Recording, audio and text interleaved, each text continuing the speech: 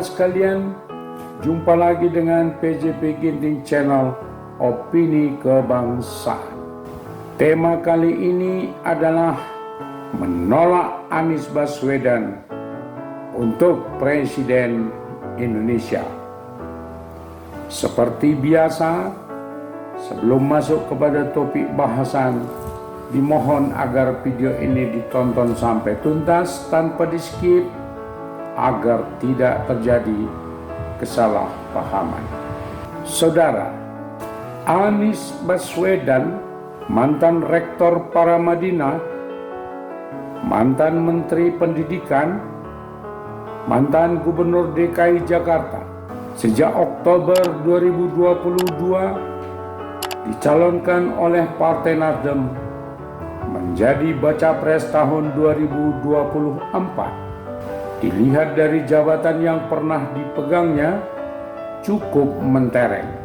Lalu, mengapa Anies Baswedan harus ditolak jadi Presiden Indonesia? Saudara, Anies Baswedan hanya seorang yang pandai berkata-kata. Narasi yang diumbar ke publik seringkali bertentangan dengan nalar logika publik. Dalam 10 tahun terakhir, narasinya selalu bertentangan dengan fakta yang terjadi di masyarakat.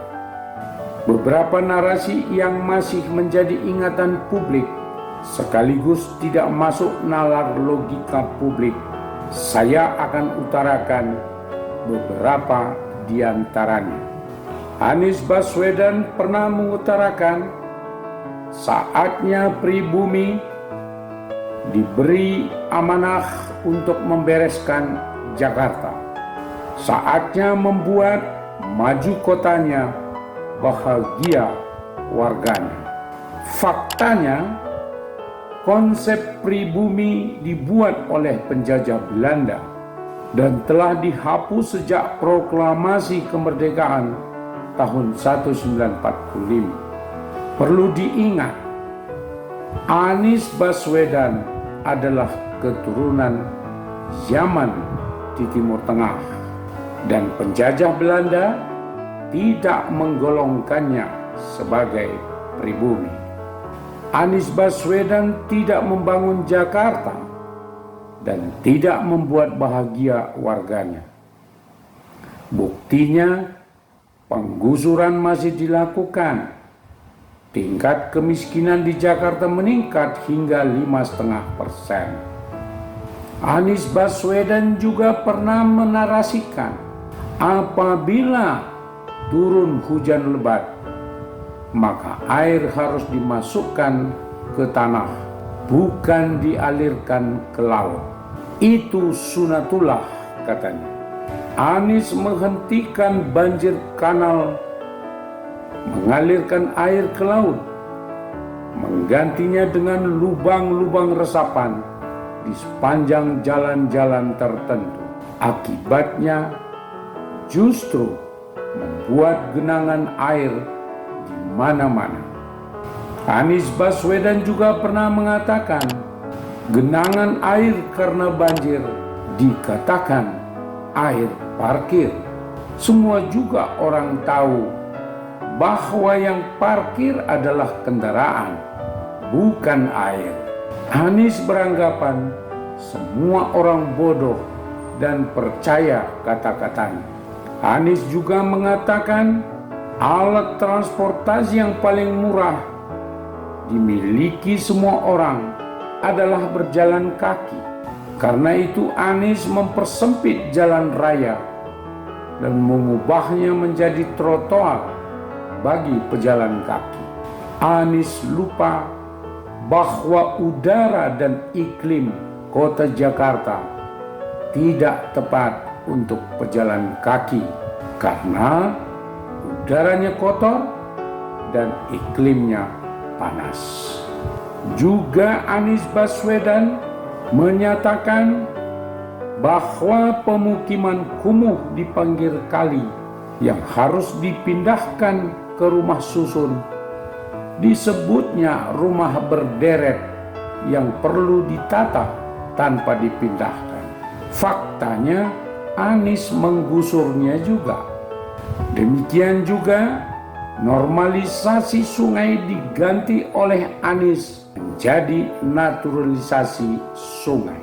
Program normalisasi sungai yang sudah dilakukan Jokowi dan Ahok di sepanjang Ciliwung oleh Anies dihentikan, diganti naturalisasi, tapi tidak mengerjakan apa-apa, sehingga program banjir kanal dihentikan olehnya.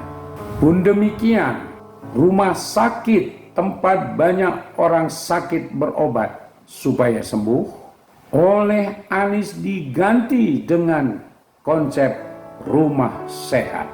Rakyat menjadi bingung. Pantesan Anies tidak mau membangun rumah sakit walaupun Jakarta diserang pandemi COVID dan banyak warga meninggal. Demikian juga dalam pengelolaan administrasi keuangan DKI. Zaman Anies sangat buruk. Dalam pembayaran gaji atau pembayaran proyek, acap kali terindikasi korupsi, disebut Anies sebagai kelebihan bayar. Padahal rakyat tahu bahwa itu semua perbuatan markup yang terindikasi korupsi. Saudara, masih banyak narasi yang jauh dari nalar logika publik diutarakan oleh Anies Baswedan. Implikasinya banyak anggota masyarakat mencapnya sebagai pembohong atau penipu. Anies Baswedan juga dikenal memiliki karakter kutu loncat dan tidak setia pada orang atau lembaga demi meraih kekuasaan publik. Sudah diketahui luas ketika maju sebagai calon rektor Paramadina, Anies tidak terpilih oleh Senat. Yang terpilih adalah Yudilatif. Dengan tangan-tangan yang berkuasa, Anies akhirnya dilantik menjadi rektor. Dan dalam kepemimpinannya, Paramadina tidak berkembang, malah cenderung stagnan. Dari Paramadina, Anies mengikuti kontestasi Capres di Partai Demokrat pimpinan SBY. Ternyata kalah oleh Yusuf Kala, ditarik masuk dalam tim pemenangan Pilpres Jokowi JK tahun 2014. Atas usulan Yusuf Kala, Jokowi melantik Anies jadi Menteri Pendidikan 1 tahun lebih jadi menteri. Kemudian dipecat Jokowi karena tidak becus dalam bekerja dan dibayang-bayangi aroma korupsi. Luntang-lantung setelah dipecat, Yusuf Kala mendorong Anies ke Partai Gerindra, dekati Prabowo dan Sandiaga Uno. Pada tahun 2017, Gerindra dan PKS mencalonkan Anies dan Sandiaga Uno berpasangan dalam Pilgub DKI. Untuk memenangkan pertarungan, Anies menarik dukungan dari FPI dan HTI serta memainkan politik identitas keagamaan di masjid-masjid, menjual ayat-ayat dan mayat pada pendukungnya. Padahal masjid-masjid atau tempat-tempat ibadah lain dilarang oleh KPU untuk melaksanakan kampanye. Akibatnya masyarakat Jakarta terbelah menjadi kampret dan cebong. Anies menang menjadi gubernur DKI 2017 sampai 2020. 5 tahun memimpin Jakarta, Anies menyuguhi narasi dan olahan kata, namun tidak memberi apa-apa dalam kerja nyata. Akibatnya, satupun program tidak terwujud. Naturalisasi sungai tidak terlaksana. Banjir terjadi berulang. Kemacetan Jakarta kian menjadi-jadi. Program rumah DP 0% yang gagal, program OKOC gagal, pembangunan tempat pembuangan akhir sampah gagal, terjadi markup besar-besaran pada APBD, meruntuhkan gedung kesenian Jakarta, memotong pohon-pohon besar di Monas, membangun Jakarta International Stadium tanpa pemenuhan standar, memaksakan Formula E tanpa manfaat, menimbun bansos untuk rakyat sampai busuk, tingkat kemiskinan warga DKI meningkat hingga 5,5%. Lebih miris lagi, semua program yang dibuat Anies berbau korupsi, sehingga sampai sekarang masih dalam penyelidikan KPK dan Kejaksaan Agung. Demi ambisi kekuasaan, tanpa sedikit pun rasa malu, Anies Baswedan dideklarasikan oleh Partai Nasdem menjadi Baca Pres tahun 2024.